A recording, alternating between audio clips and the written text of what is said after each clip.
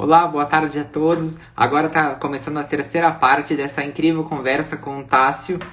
A gente falou sobre o cenário atual, sobre investimento. E aí agora a minha proposta dessa terceira parte dessa série com o Tássio é falar justamente sobre o básico, né? Vamos voltar ao básico para quem não tá ainda, não sabe ainda direito sobre o mercado financeiro, fazer até essa terceira parte falando sobre o básico, né? E acho que é muito interessante, tem muito a ver. Oi, Tássio. Obrigado aí. Opa! Eu agradeço as duas aulas incríveis que você deu anteriores. E aí, se você me permite, por exemplo, tem muita gente que tem dívida, né? E acaba Uhum. querendo investir. E aí, eu acho que a parte principal Uhum. dessas pessoas é primeiro quitar as dívidas para depois começar a investir. O que você acha sobre isso? Uhum. Perfeito, perfeito. Eu acho que, querendo ou não, vem muito aquilo que a gente conversou no começo, né, Rodrigo?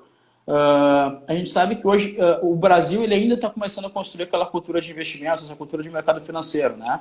E uma opinião minha, eu acho que hoje o estudo sobre o mercado financeiro é algo que deveria ser dado na escola, né? Desde o começo, desde as primeiras das séries iniciais, né? Justamente por quê? Porque se isso fosse feito desde o começo, né, desde de um início mesmo de uma formação de uma pessoa, cara, a gente talvez não teria um país com tantos endividados, infelizmente, como a gente tem hoje, né? E Exatamente. eu acho que aí vem muito essa questão, né? Primeiro, o ponto principal que uma pessoa tem que partir é, cara, qual é o objetivo dela, né? Pô, hoje eu trabalho de tal forma, eu tenho tal renda, como que eu posso me ajustar para chegar ao meu objetivo? O que é o meu objetivo? Cara, eu quero me aposentar bem, não quero depender do INSS, eu quero conseguir montar um patrimônio interessante, talvez, para deixar para os meus filhos no futuro, organizar uma sucessão, né? Isso tudo é um trabalho, é um processo que ele tem que ser bem estudado para conseguir se ajustar a esse planejamento, né? E aí vem a questão que tu bem comentou, né? Cara, sobre a questão das dívidas. Primeiramente, é entender bem hoje acho que o primeiro passo, né? Pô, o que eu recebo, o que eu posso gastar, né? Perfeito. Dentro desse sentido, entender bem que, pô, opa, cortou um pouquinho, tá me vendo? Ah, sim, foi só um pouquinho. Beleza. Então, o primeiro ponto é esse, né? Cara, porque o que a gente vê é muito isso, né? Pô, as pessoas recebem um valor X, gastam X mais um. No Uhum. momento que ela passou a ganhar X mais um, ela vai gastar X mais dois, né? Então, eu acho que esse primeiro entendimento de, cara, eu posso gastar aquilo apenas que recebo, ou até menos que isso, esse é o principal. É conseguir primeiro aquela disciplina, essa palavra, disciplina de saber que eu tenho que primeiro me pagar, né? Exatamente. Uhum, Não sei se é possível falar, mas quanto que você acha que é porcentagem ideal para a pessoa se pagar? Porque muito se uhum, fala, vou receber, vou gastar isso, isso, isso. Mas e quanto eu tenho uhum, que poupar? Quantos por cento, em média, para ter uma vida uhum. saudável? Ser Sim. 20, 30%? O que você acha? Olha, eu acho que isso vai muito até de acordo com como que está o atual nível de vida da pessoa e até a idade da pessoa, né? Tem muita gente que fala o seguinte, cara, tem aquela regra dos 50, 30, 20, né? Que é o quê? Pô, 50% procurar manter para os meus gastos do dia a dia, né, meus gastos do mês, 20 para investimentos, né? E os outros 30 ali, basicamente, para conseguir ajustar ali uma possível sucessão, algo nesse sentido, entende? Então, tem várias formas de conseguir entender bem como que é hoje o seu modelo de vida, para entender que, olha, no momento que eu recebi o primeiro recurso, cara, 20% eu vou guardar, isso aqui eu vou colocar na minha conta da corretora, vou colocar na minha conta do banco, e eu não quero nem ver daqui para frente, só quero ver esse ativo render. O restante, óbvio, né, é questão de um ajuste mesmo de modelo de vida, um ajuste mesmo de como que essa pessoa consegue viver com aquele recurso, para aí sim, aos poucos, ela começar a construir uma reserva financeira. Né? E aí, e até uma questão bem interessante que me lembrou agora, né? As pessoas, tem muita gente que pensa, cara, mas pô, investir é coisa só para quem tem muito dinheiro, Ah, né? é perfeita, perfeita. Então, assim, hoje, né, se tem investimentos, uma situação que a gente sempre fala, né, que todo mundo, quando começa a pesquisar um pouco sobre investimentos, acaba topando direto falando sobre o tesouro direto, né? Cara, o tesouro direto entra muito naquilo que nós falamos. Existem tesouros pós-fixados, existem tesouros pré-fixados, né, existem tesouros atrelados à inflação, atrelados à taxa de juros. Só que pouca gente sabe que para comprar um título tesouro, uma fração de título tesouro, pode ser feito a partir de R$ 35, sabe? Uhum.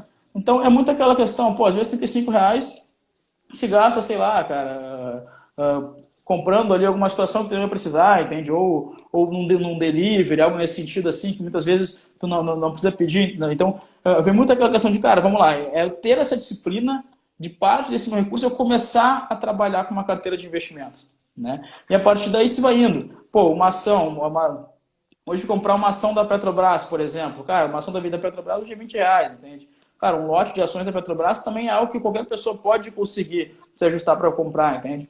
Então, vem muito essa situação. Pô, mesmo com pouco dinheiro, eu posso sim iniciar uma carteira. E aí é algo que depois vai se retroalimentando, porque querendo ou não, a pessoa começa a entender essa disciplina, né? E começa a perceber o quanto que o ativo tem rendido, o quanto que aquele patrimônio dela valorizou, né? Isso depois vira um fluxo muito bom e aí que se começa a construir depois um planejamento bem feito e olhando para frente, né?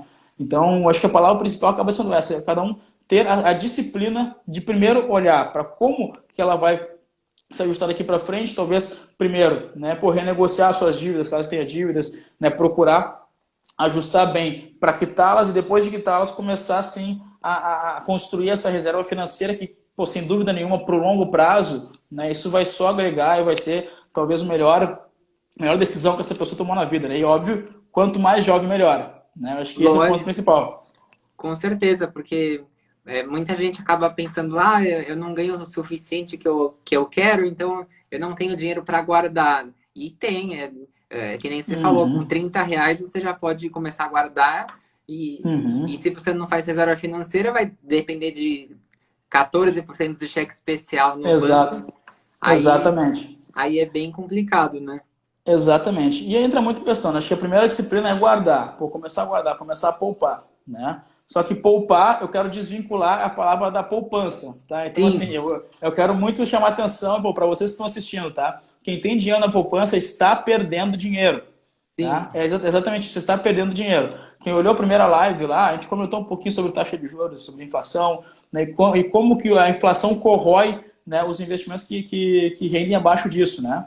Então, primeiro ponto, conseguir se estruturar financeiramente, passar por cima das dívidas, iniciar essa disciplina, né, de poupar e, claro, começar a estudar, né, mais investimentos. E óbvio, né, para quem já conseguiu construir, né, um patrimônio, para quem já conseguiu ter ali já uma consolidada, uma reserva financeira, aí óbvio, contar com o auxílio de um profissional, né? Hoje eu tô justamente aqui para isso, né? Até inclusive, hoje o nosso trabalho principal é entender como estão as atuais carteiras de investimentos e que forma essa carteira ela pode até ser melhorada, né? Ou talvez mais ajustada ao seu perfil, né? Porque, por exemplo, eu converso com muitas pessoas, né, que hoje têm investimentos nos bancos e a gente vai perguntar, tá, mas como que hoje está investindo o teu recurso? Quanto que ele está rendendo? Qual tipo de investimento? Cara, por incrível que pareça, tem muita gente que, olha, tia, não faço ideia. Não sei, coloquei numa aplicação lá que o meu gerente me recomendou, nem sei como é que tá, eu sei que tá lá. Entende? E aí vai perceber depois, é um investimento de 90% do CDI, de 80% do CDI, como a gente viu, que hoje não faz mais sentido esse tipo de aplicação. Então, assim, até claro, eu gosto de chamar atenção para isso, porque o nosso trabalho é basicamente esse, né? O trabalho de um assessor de investimentos é basicamente esse. Por quem quiser, inclusive, dou a liberdade de me chamar depois no direct ali, para comentar sobre a sua atual carteira de investimentos, né? Pô, se eu não puder ajudar, eu tenho uma equipe toda também que me ajuda também, pode auxiliar, né? Dou essa liberdade para quem quiser me procurar, me contatar também. Ali no Instagram ele está aberto, né? E acho que é muito essa questão de disciplina mesmo de cada um e se ajudando e se ajustando, né? E eu acho que o interessante, né, para quem o interessante é a pessoa que tem dívidas procurar sair dessa, porque o banco tem milhões de formas de ganhar dinheiro, né? Mas se fosse para resumir, ou a pessoa deve para banco ou a pessoa deixa o seu dinheiro emprestado para banco. Então, muito melhor resolver e emprestar seu dinheiro para banco, né? E fazer parte do outro spread, né?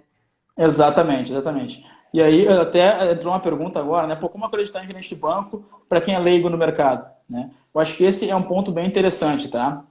Porque, primeiro, né, essa questão de ser leigo é super natural hoje no país, né? Como eu falei antes, né? O Brasil ainda está começando a construir essa cultura de investimentos e, óbvio, né, com toda essa informação que está tendo, eu acho que essa questão de não ter o conhecimento, aos poucos ela vai se esvaindo, tá? Mas quando a gente fala em emprestar recurso para o banco, né? Hoje, vamos lá, Rodrigo, a gente sabe que banco hoje é uma das instituições que mais lucra no país, né? Sim, E banco não ganha dinheiro com investimento, banco ganha dinheiro com empréstimo, com crédito, sim, né? Então, normalmente acaba sendo muito isso, né? Porque se acaba fazendo aplicação no banco e rende pouco, o banco pega esse recurso e empresta uma taxa de juros super alta, é. né? Um Então, é spread, assim, o maior spread do mundo, né? exatamente, exatamente. Então, o banco não ganha dinheiro com investimento. Por isso que vem muito essa questão de, primeiro, entender os conceitos básicos que nós conversamos, né? Aqueles dois conceitos que eu falei no começo são primordiais para se iniciar um pouco o entendimento sobre como está a rentabilidade. Primeiro, conceito de taxa de juros, é entender como está a taxa de juros hoje, saber que ela é a média do mercado e que você tem que procurar render acima da taxa de juros sempre, e principalmente o conceito de inflação, né? Por quê? Tirando a rentabilidade menos a inflação, que a gente vai ter o nosso ganho real, a gente vai saber quanto que nós ganhamos efetivamente de poder de compra, de lucro mesmo em cima daquela operação, daquele investimento. Esse é o primeiro conceito, né, de se aprender. E óbvio, o acompanhamento, né? Até porque é o seguinte, né, Rodrigo? Pô, uma carteira que era uma carteira boa lá em 2015, 2016, cara, essa carteira, se tivesse sido mantida até hoje, já não está mais rendendo muito, entende? Então, é importante haver manutenções, né, reajustes com o passar do tempo, para manter sempre uma carteira de investimentos alinhada com o atual momento do mercado financeiro, né, com o atual cenário. Isso tudo sempre é muito do trabalho, não só do acompanhamento do próprio investidor, né, da pessoa que acompanha, mas principalmente do profissional que está lá para ajudar ela e passar, inclusive, as oportunidades que o mercado traz, né, passar os cenários todos dentro do que a gente acompanha, né? Ó, perfeito, Tássio. E só para concluir aqui, que para não tomar muito seu tempo, passou voando aqui 50 minutos. Só para concluir aqui, a última pergunta sobre FGC, né? Você acha qual que é a sua visão sobre a FGC? Você acha importante o investidor ir atrás do como que está a instituição financeira, ou ela pode simplesmente não ligar e saber que está coberto pelo FGC e buscar a maior rentabilidade possível? Perfeito. Excelente pergunta, tá? Até porque é o seguinte, há pouco tempo atrás eu tive um amigo meu que veio assim, tá, olha só, essa remuneração aqui de um CDB, 15% ao ano, né? Eu comentei com ele, cara, primeiro, vamos entender bem como que é essa rentabilidade, porque ela está muito acima do que o mercado está remunerando. 15% ao ano pré-fixado é quase que fora da realidade, né? Então foi o seguinte, dá uma olhada e vê como que está hoje a situação de crédito desse banco, entende? Porque para entregar esse tipo de rentabilidade, é porque ele tem que convencer aquele investidor a aplicar naquele banco. Entende? Então, assim, mesmo sendo uma rentabilidade super alta e sendo coberto pelo FGC, o que é o FGC, para quem não está acostumado com o termo, né? É o chamado Fundo Garantidor de Crédito, tá? Que é um mecanismo que o mercado financeiro mantém hoje para quê? Para que essas aplicações em CDBs, LCIs, LCAs, letras de câmbio e poupança, tá? Que são os 5 investimentos bancários, todos eles são cobertos por esse fundo garantidor. Ou seja, se acontecer de um banco quebrar nesse período e você está com investimento nesse CDB, o fundo garantidor devolve esse recurso até 250 mil por instituição e por CPF, né? Então, assim, uma pessoa que tem, vamos lá, R$1 milhão, por exemplo, né? Como que ela vai estar com aquele 1 milhão coberto, todo coberto por FGC, se até 250 mil? Cara, ela pode dividir em 5 bancos diferentes. 200 nesse banco, 200 no outro, 200 no outro, 200 no outro. Né? Porque aí sim, ela, nas diferentes instituições, ela conseguiu cobrir até aquele 1 milhão, né? Sendo que 1 milhão é o limite máximo para pessoa física, né? Sim. Então, assim, daí respondendo a tua pergunta, né? Já entendi do que é o FGC. É interessante aplicar aquele CDB de 15% ao ano que meu amigo me comentou? Cara, o que eu vou te dizer? Não é porque o investimento tem fundo garantidor de crédito que a gente tem que acionar ele. Entende? O fundo garantidor é um colchão de proteção, né? Cara, se mudou alguma situação daquela instituição financeira, pô, eu sei que eu estou tranquilo, mas eu não vou procurar o risco, né, de uma instituição financeira quebrar justamente para talvez naquele primeiro momento ele ter uma rentabilidade mais alta, né?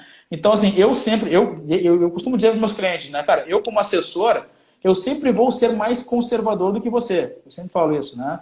Então, eu prefiro, muitas vezes, optar por um ativo mais seguro, que talvez não tenha uma taxa tão alta, do que expor a um risco que só por ter o fundo garantidor, pode ser que a gente tenha que acionar ele depois de 1, 2 anos. Entende? Olha, Entra muito essa situação. coincidentemente é a mesma opinião minha, porque eu conheço muita gente que investe, tipo, até a expressão investir em FGC, não interessa a qualidade financeira da empresa. Uhum. Coloca em FGC para 7 anos e aí depois pode ter que dar problema, né? Exato, exato. Então, é muito o que eu costumo dizer, né? Claro, tem gente que gosta desse tipo de perfil, né? Fala assim, olha, Uhum. eu tô aplicando num ativo que eu sei que tem um risco, mas eu estou assumindo esse risco. Perfeito, daí é uma visão da própria pessoa, né? Mas Mas acaba aí, não sendo... Sim.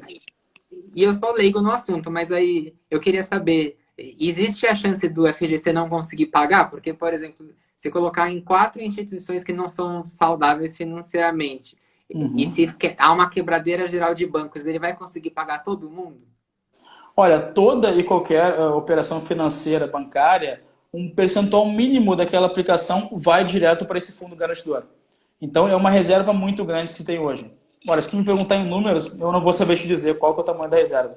Porém, né, é para sim para conseguir manter a solidez no mercado financeiro. Né? Opa, voltou? Voltou? Agora voltou. Maravilha. Então, assim, na teoria, né, e dentro do que a gente vem acompanhando, olha, nos últimos anos, poucos bancos quebraram a ponto de acionar FGC.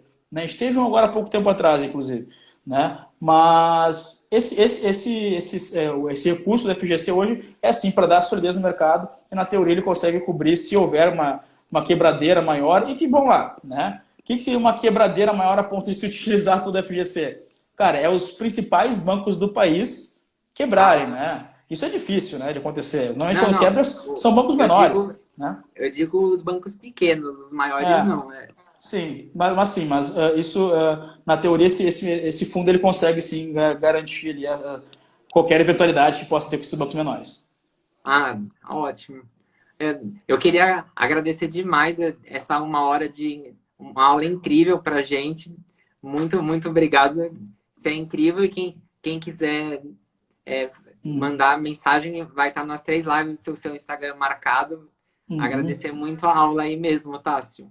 Perfeito, Rodrigo. Pô, eu que agradeço de novo aí pelo convite. É sempre interessante a gente conseguir passar um pouco do que a gente tem, da experiência que a gente tem, e bem como tu comentou, né? Meu Instagram ali está aberto. Quem tiver alguma dúvida sobre algo, quem quiser comentar sobre a sua carteira de investimentos, né? Fica à vontade para me contatar, responderei a todos. Né? E, bom, mais uma vez, obrigado pelo convite aí. Estou aberto para a próxima, se for o caso. Ah, sim, vamos marcar as próximas, sim. Tá Muito, bem? muito obrigado, viu? Imagina. Um forte abraço. Forte Tchau, abraço. Tchau, tchau. tchau.